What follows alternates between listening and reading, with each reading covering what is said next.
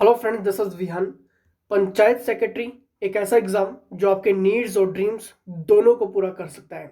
Friends, Himachal Pradesh university के under ये exam लिया जाएगा। अगर आपके कोई भी doubts and questions and queries हैं तो ये है एचपीजी के हब की टीम का नंबर, यहाँ पर आप व्हाट्सएप कर सकते हैं।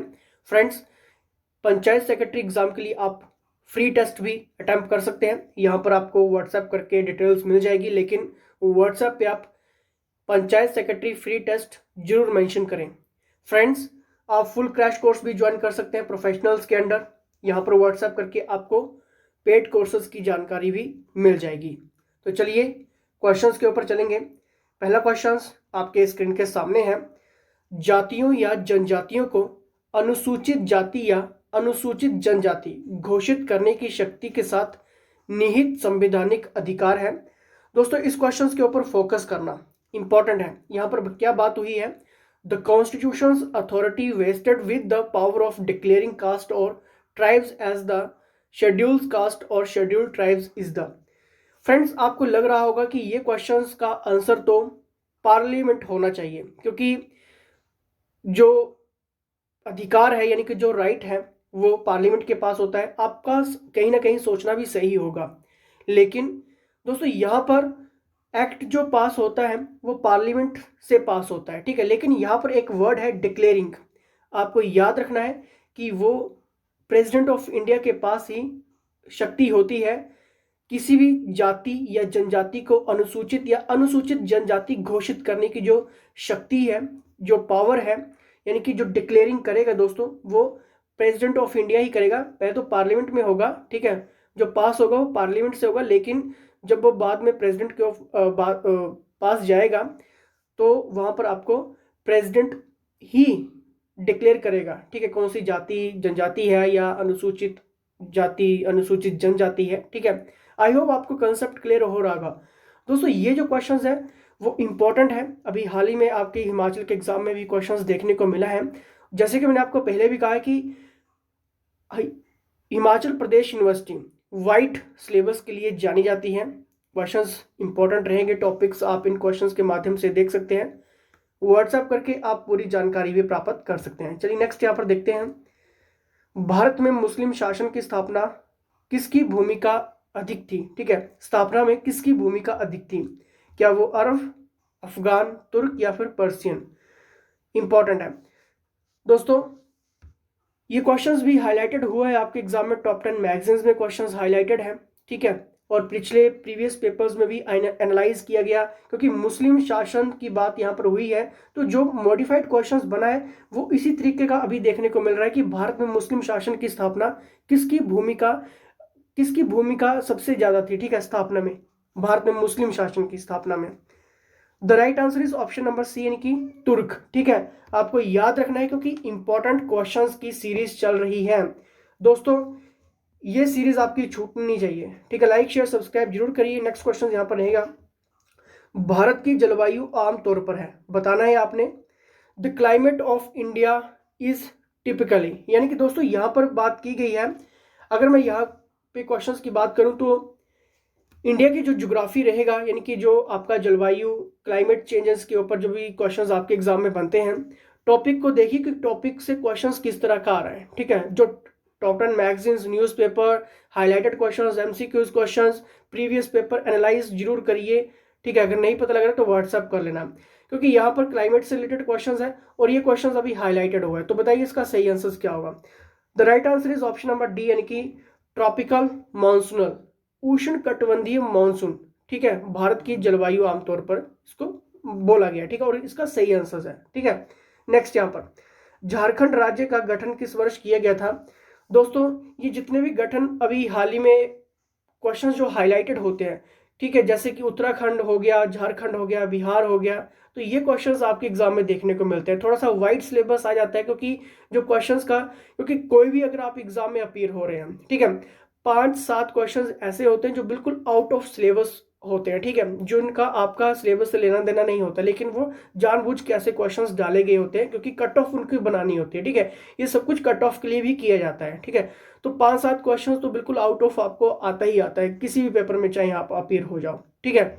The right answer is option number C यानी कि 2000। ठीक है, लेकिन हम सब कुछ कवर कर देंगे आपके एग्जाम के लिए। परमाणु बम किस सिद्धांत पर आधारित है, यानी कि प्रिंसिपल्स की यहाँ पर बात की गई है। एटम बम, आप आए दिन इस वर्ड को सुनते होंगे परमाणु बम के बारे में। ठीक है, एटम बम के बारे में आप सुनते होंगे, न्यूक्लियर के बारे में आप सुनते होंगे। तो बताइए इसका सही आंसर क्या होगा। The right answer is option number A, यानी कि न्यूक्लियर फिशन, यानी कि परमाणु विखंडन। ठीक है, परमाणु बम किस सिद्धांत पर आधारित है, न्यूक्लियर फिशन। ठीक है, चलिए नेक्स्ट यहाँ पर देखेंगे। राष्ट्रीय साइकिलिंग चैंपियनशिप किस शहर में ईंधन संरक्षण को बढ़ावा देने के लिए आयोजित की गई है। दोस्तों, करंट अफेयर सेक्शंस का ये क्वेश्चंस है और क्लाइमेट से जुड़ा हुआ क्वेश्चन है, तो डेफिनेट आपके एग्जाम में क्वेश्चंस बनेगा, क्योंकि क्लाइमेट डेली टू डेली के क्वेश्चंस जो होते हैं वो इंपॉर्टेंट होते हैं। ठीक है, जो भी वातावरण से रिलेटेड क्वेश्चंस होते हैं। अब देखिए दोस्तों, यहाँ पर थोड़ा सा मॉडिफाइड क्वेश्चंस है, क्योंकि यहाँ पर ईंधन का संरक्षण इनकी थोड़ा सा यहाँ पर जो बात की गई है, the national cycling championship has organized in which city to promote fuel conservation. ठीक है, यानी कि संरक्षण को कंजर्वेशन कहते हैं। ठीक है, इंग्लिश और हिंदी में दोनों में रीड किया करें, क्योंकि इंग्लिश लैंग्वेज इजी होती है as comparison to Hindi language, क्योंकि हिंदी में थोड़े से वर्ड ऐसे कई बार टिपिकल होते हैं जो समझ से परे होते हैं। ठीक है, तो इसका सही आंसर होगा ऑप्शन नंबर बी, यानी कि न्यू दिल्ली। ठीक है, तो न्यू दिल्ली में ये राष्ट्रीय साइकिलिंग, क्योंकि राष्ट्रीय थी इसलिए इंपॉर्टेंट है, साइकिलिंग चैंपियनशिप आयोजित की गई थी। ठीक है, नेक्स्ट यहाँ पर रहेगा 1684 ईस्वी में ब्रिटिश इंडिया कंपनी ने एक प्रिंटिंग प्रेस की स्थापना की थी। बताना है आपने। दोस्तों, मॉडर्न हिस्ट्री की जब भी हम बात करते हैं तो डेफिनेट आपके क्वेश्चंस में एग्जाम बनते हैं, चाहे मैं मेडिवल हिस्ट्री की बात करूं या फिर एंशियंट हिस्ट्री की बात करूं। ईस्ट इंडिया कंपनी से लेकर आपको दोस्तों महात्मा गांधी तक आपको बिल्कुल क्लियर अप होके जाना पड़ेगा। कौन कौन से टॉपिक्स इंपॉर्टेंट है, हाईलाइटेड है, आपको कौन कौन से क्वेश्चंस एग्जाम में बन सकते हैं जो हाईलाइटेड है। ठीक है, हाईलाइटेड नहीं कि इन द सेंस एमसीक्यूज हैं, बताना है आपने। The right answer is option number C, यानी कि बॉम्बे। ठीक है, नेक्स्ट इज कार्डियोग्राफ का उपयोग ट्रेसिंग के लिए किया जाता है। ठीक है, cardiograph is used for tracing the, दोस्तों इंपॉर्टेंट है। कार्डियो नाम सुना होगा, यानी कि कहीं ना कहीं सेंस बन रहा है हृदय गति से। ठीक है, यानी कि मूवमेंट ऑफ द हार्ट, यानी कि हृदय गति के लिए कार्डियोग्राफ उपयोग ट्रेसिंग का उपयोग किया जाता है। ठीक है, चलिए नेक्स्ट यहां पर देखते हैं। धार्मिक स्वतंत्रता विधेयक 2020 को किस राज्य मंत्रिमंडल ने मंजूरी दी है। ठीक है, इंपॉर्टेंट क्वेश्चंस है और ये क्वेश्चंस मीडिया में भी, इलेक्ट्रॉनिक मीडिया में क्वेश्चंस हाईलाइटेड हुआ था, तो थोड़ा सा वाइड है लेकिन आपको पता होना चाहिए। The right answer is option number A, यानी कि मध्य प्रदेश। चलिए नेक्स्ट यहाँ पर देखते हैं हम। किस नगर निगम को देश में सबसे अच्छा प्रदर्शन करने वाले नागरिक निकाय के रूप में चुना गया है।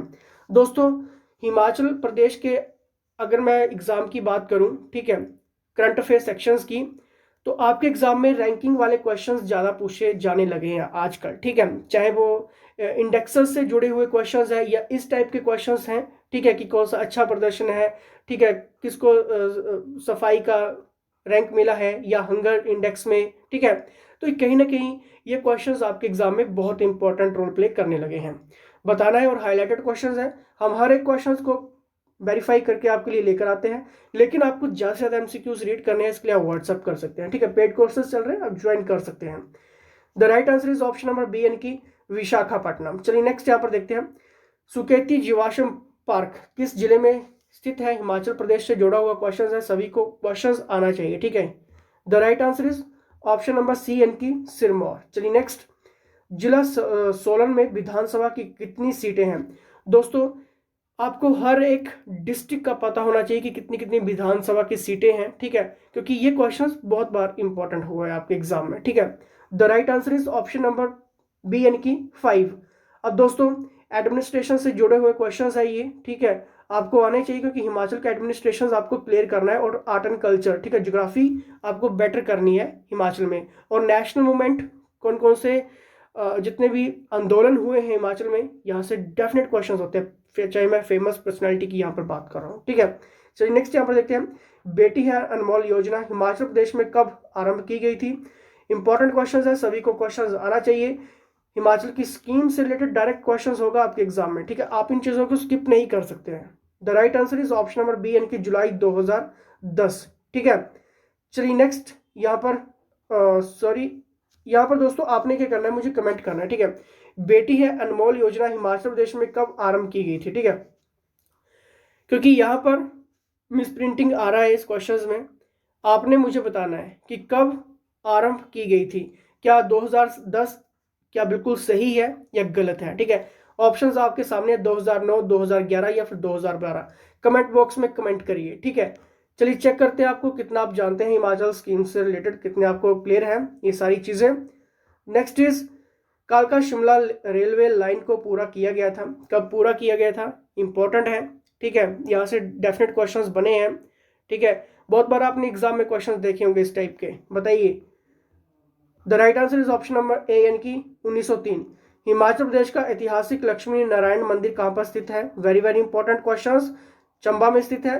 नेक्स्ट क्वेश्चंस की बात करेंगे, लेकिन दोस्तों यहाँ पर इस क्वेश्चंस की बात करूं तो टेम्पल्स आपको पढ़ के जाने हैं। ठीक है, नेक्स्ट इज, फिलहाल इतने ही क्वेश्चंस इंक्लूड किए थे हमारी टीम ने, और जो क्वेश्चंस मैंने आपसे पूछा है उसका कमेंट बॉक्स में आपने कमेंट करना है। अब आपके कोई भी डाउट्स है, क्वेश्चंस है, क्वेरीज है, वो व्हाट्सअप कर लेना, क्योंकि ये पोस्ट आपकी हाथ से नहीं जानी चाहिए। ठीक है, तो लाइक शेयर सब्सक्राइब जरूर करिए, जुड़े रहिए। तो फिलहाल दोस्तों इसी के साथ जय हिंद, जय हिमाचल।